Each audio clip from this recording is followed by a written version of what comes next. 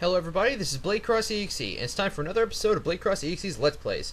And today's game we'll be playing is one of my personal favorite games, Boktai, The Sun is in Your Hand. As you can see by the footage on the screen, it is made by Konami, and it's a solar-powered vampire hunting game. It plays similarly to the older Zelda games like A Link to the Past and Link's Awakening, The Oracle of Seasons and Ages, and stuff like that. Boktai, the sun is in your hand.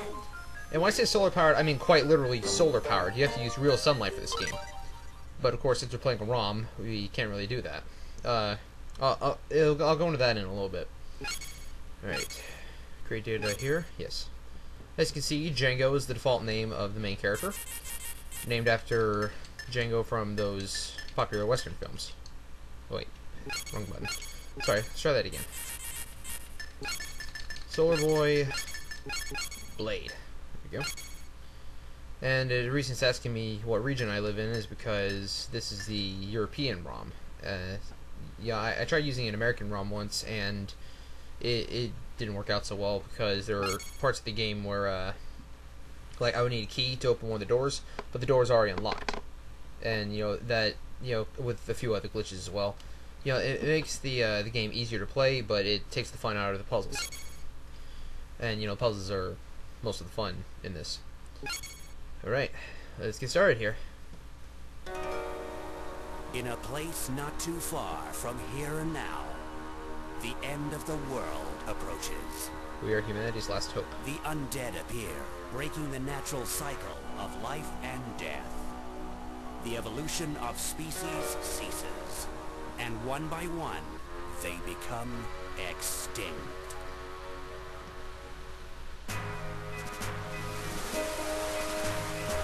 I know in the last video I was talking like I had my picture in the corner of the screen, and I did figure out how to do that, but by the time I actually got it all said and done, the quality was absolutely terrible. So I was using my voice for the time being until I could figure out how to get higher quality. So the setting is Istrakhan, the city of death, which, big dark cloud dwells everywhere. But now it's time for us to take the fight to the vampires. New vampire hunter, Solar Boy Blade. Or, well, Django. And the Sunflower dude is Master Otenko, Messenger of the Sun. He's got, some of the sun's essence with him. Though he's small, he is very important and really powerful, actually. Although, he plays a much bigger role, as far as power goes, in Boktai 3.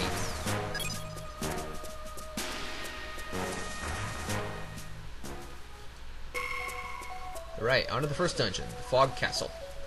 This level is nothing special. It'll just show you, the basic stuff about how to do the games, stuff like that.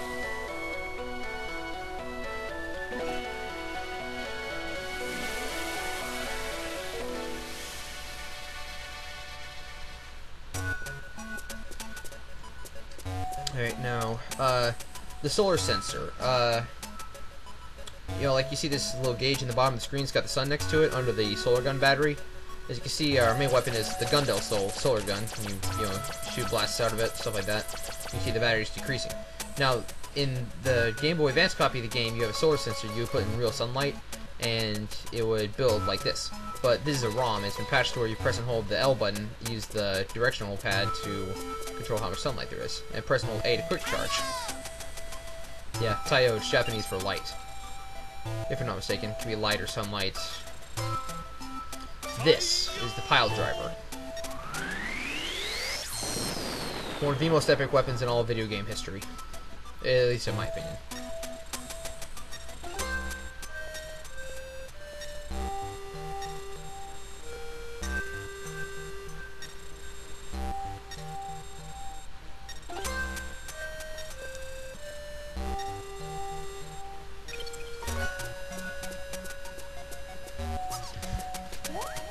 Yeah, since the game thinks it's night out, you heard that squeak just then. That was a ghoul dying because he was in the sunlight.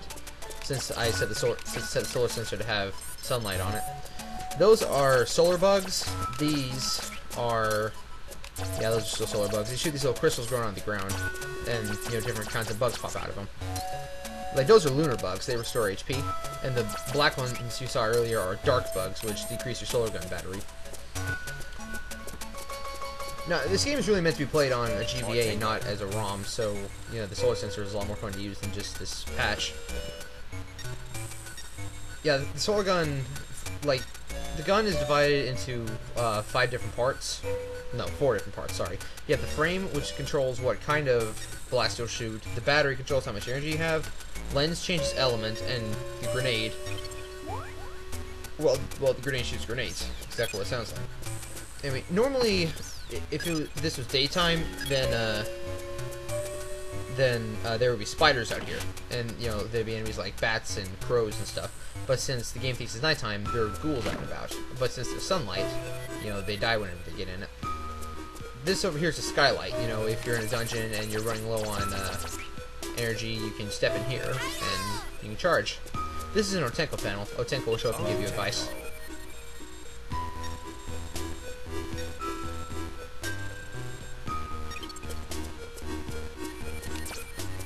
Yeah, more of these crystal spikes. Okay, this is a solar station, which stores solar energy that is just regularly charged by being in sunlight. That's not counting quick charging. You know, you can put the sensor in more sunlight to get higher concentrations and charge faster. I personally prefer to play with about only that much solar energy at the max, right there, like 5 bars. When playing on a ROM, because that's kind of cheating. You can just jack it all the way up.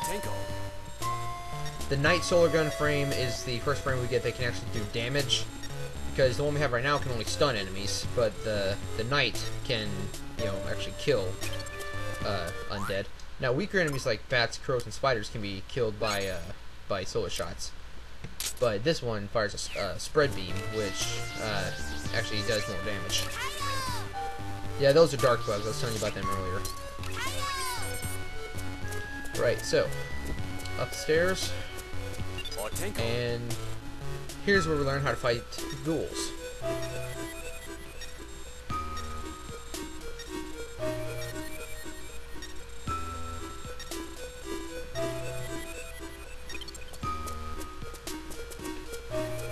I wonder something. Let's try this. No, it didn't work. I was trying to lure him around to the skylight right there.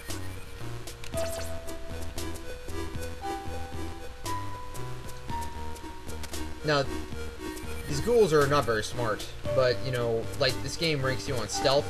You know, like how many times you get caught will detract from your grade at the end of the level, and will determine your reward for your next playthrough. In this game, you can play through the game again after you beat the first time, retaining all your items and equipment, and you know, you get more and more as the game goes on. That's a life fruit, and you get 4 of those, and it'll increase your maximum life gauge. Go upstairs, and here is where the count belongs. Well, I mean, where the count is. The room belongs to the count, like what Tenko said. The Count of Ground-Soaking Blood. What an epic name.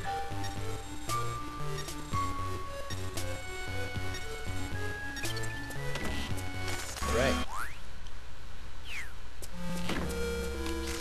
There's a trap! Music in here is kind of depressing.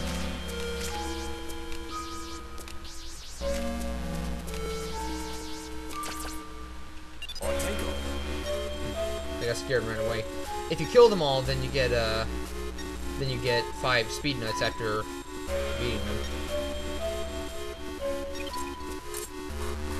Alright, so we gotta take this coffin, we gotta drag it away. No, I think they ran away because they ran out of solar power.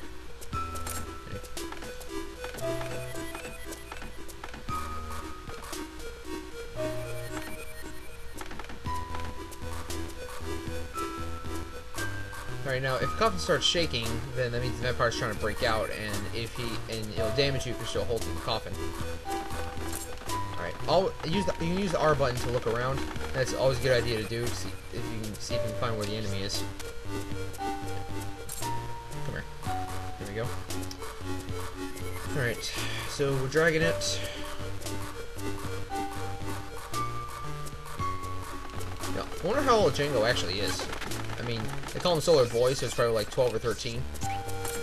And he's pretty strong though. I mean, he can tote around a giant coffin's got a vampire in it.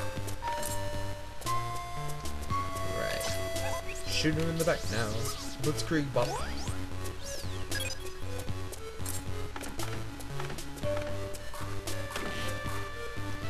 You know, not a lot of people know about this game in America. Only thing people might know about this is what they've seen in the Mega Man Battle Network series. Because in Mega Man Battle Network 4 and 5, and the Japanese version of 6, Django makes a crossover and cameo appearance. That's actually how I first found out about this game. After playing Battle Network 4, I was bored one day and decided to Google Solar Boy Django to see what it came up with, and I found this. And it's easily become one of my favorite game series. I'm not entirely sure why, I just love it. Maybe because I never really liked vampires, and I like killing them. So I like the series a whole lot. You know, I think it's got pretty tight controls. You know, the gameplay is fun, interesting concept. I like things that are unique and unappreciated.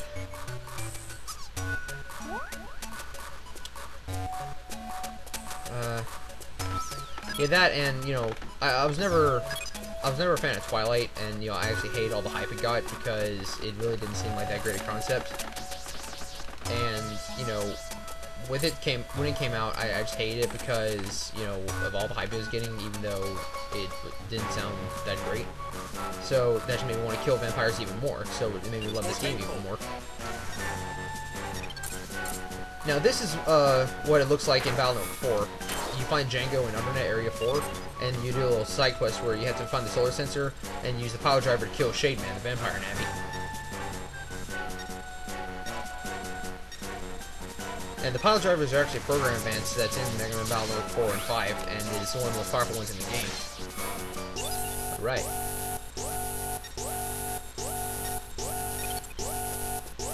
Try to activate without sunlight. Nope, doesn't do anything.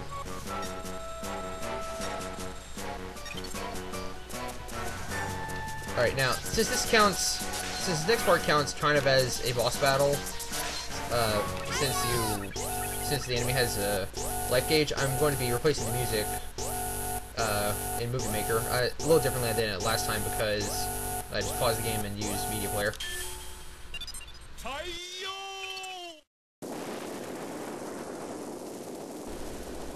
Right, so in order to start the purification, we've got to have the solar sensor turned on, we've got to have the generators activated. Normally, when you do the later boss battles, you'll have 4 generators instead of just 2. But, you know, the other bosses, when you purify them, they'll fight back. You know, like they'll shoot their different attacks at you and stuff like that. But the first one doesn't, since it's just a demonstration.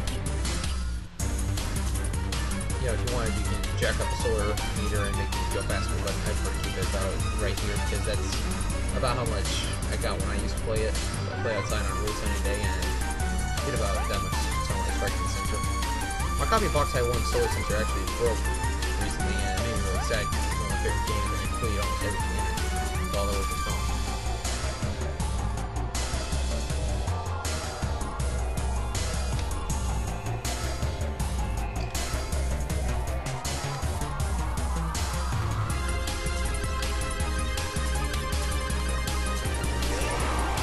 Disintegrated into nothingness. S rank. The Fool card. There are certain parts in this game where you can get stuck in a puzzle and you can't get out of the room. So if you want to, you can use the Fool card, but it'll count as a continue, and that counts off from your grade at the end of the level.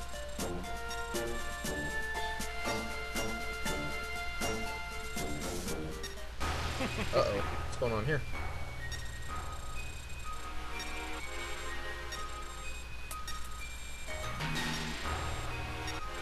Now, it looks like the count's really alive. If you can call being an undead alive. Lunar Maiden Moon Beauty. Moon Beauty, she's your... What? She's what? Oh, come on, Otenko, you can't cut us off like that. What is Moon Beauty? Tell us! May the sun be with you. He thinks he's hiding something. Anyway, this next part, Otenko's going to explain about the solar gun overheating. if you play in strong sunlight for too long and you fired solar gun too much while the solar meter's at the maximum, then the gun will overheat and you can't use it for a while. Yeah, I'll start doing that. Overheat. Overheat. Yeah, if you use it, if you make it overheat too much, then the safety mechanism will kick on. You can't use it till the sun sets. All right, on to the first undead dungeon, small cave. Yeah, there are a lot of these mini dungeons scattered all throughout Istrakhan, and they're just, you know, there to help you improve. So the explanation of why whenever you leave a dungeon and go back in, all the enemies respawn is because since this is the city of death and there's such a strong concentration of darkness here, the undead will revive themselves and yeah, everything will be reset. The traps, devices, and some of the treasure chests.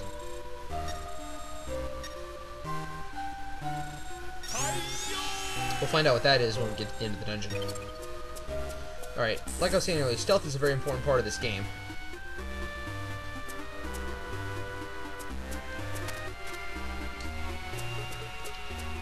So, the less you get caught, the higher your grade will be. Shoot him square in the back and watch him die. Kudos to you who got that reference.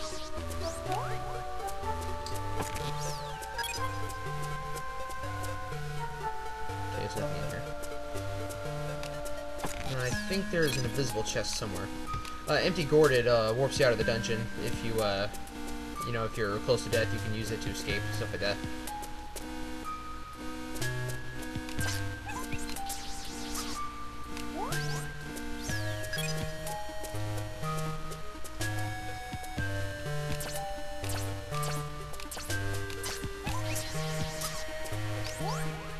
And of course, you know, these apples restore your HP.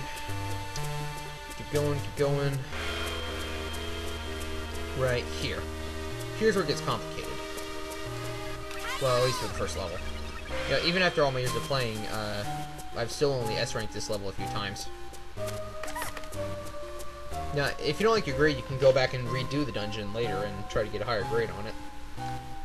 I'm not sure if that, you know, erases the grade you made previously, but, you know, it's an idea.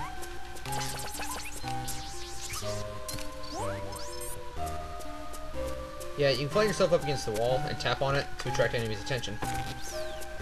Silver coins. If you collect all 30 of those, you get to unlock the sound test mode.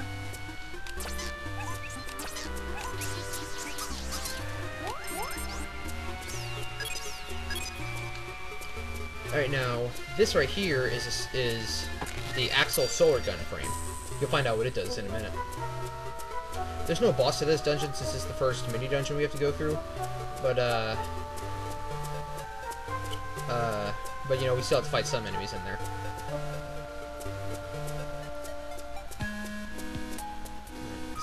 It's always a good idea to look ahead. Alright. See where the enemy is.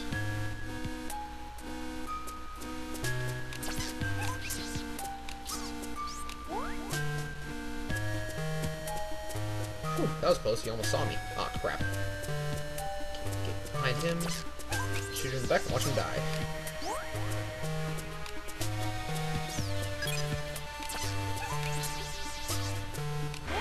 Now, even though these undead apparently have good lines of sight, they can hear me tapping on a wall, I don't see how they don't hear me running up to them, shooting a gun, and shouting "Tayo" all the time. Yeah, the blue keys, they will evaporate if you leave the dungeon, so you have to come back in and get it again. And these can only be used inside the dungeon you found them in. Of course, blue keys unlock blue doors, as to be expected.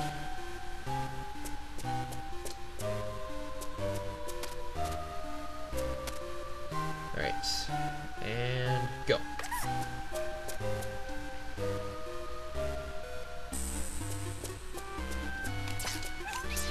So, regardless of what difficulty you're playing on or what gun frame you're using, I think that a single shot to the back will paralyze any undead. Now, monsters are a different story. Like, you will encounter some golems later in the game. Those will not be I don't think those are paralyzed by a single shot to the back. And they don't count as undead, so they're not affected by sunlight. Or they're not, they don't die whenever they get in sunlight like these guys do. I'll break open these crystals, get the bugs, open this up. It's solar fruit, recharges your gun battery. Otenko.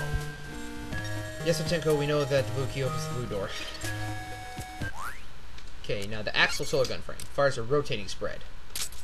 This comes in handy during this next fight. There's a trap! Otenko.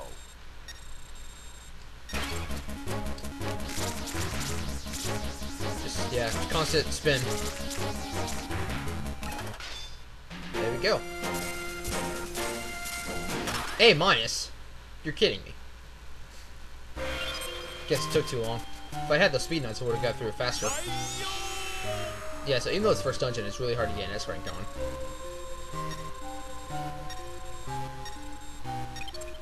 Right. Yeah, he said that's a warp magic square. Yeah, it warps you to the beginning and ending of a dungeon. Warp magic square, but it's a circle. However, that's supposed to make sense. Right, so we exit the dungeon. And first two levels have been completed. And with that, I'm going to save. Well, guys, that's your first look at Boktai, The Sun Is In Your Hand. You know, thanks for watching. This has been BladeCrossEXE. If you like what you saw, you know, like, comment, subscribe, and if you know people who like Let's Plays or like Boktai, you know, send them this video. I will try to have the next one up next Wednesday. I know I said I'm going to try to do it every Wednesday, and today's Thursday, but, you know, I already tried to do this recording 3 times already, and there's just one thing after another of why it didn't work, and, you know, hopefully this time it finally did work. So if you're watching it, then it did. So, you know, I just went through a big headache trying to get this done. Anyway, thanks for watching, and I will see you all next week.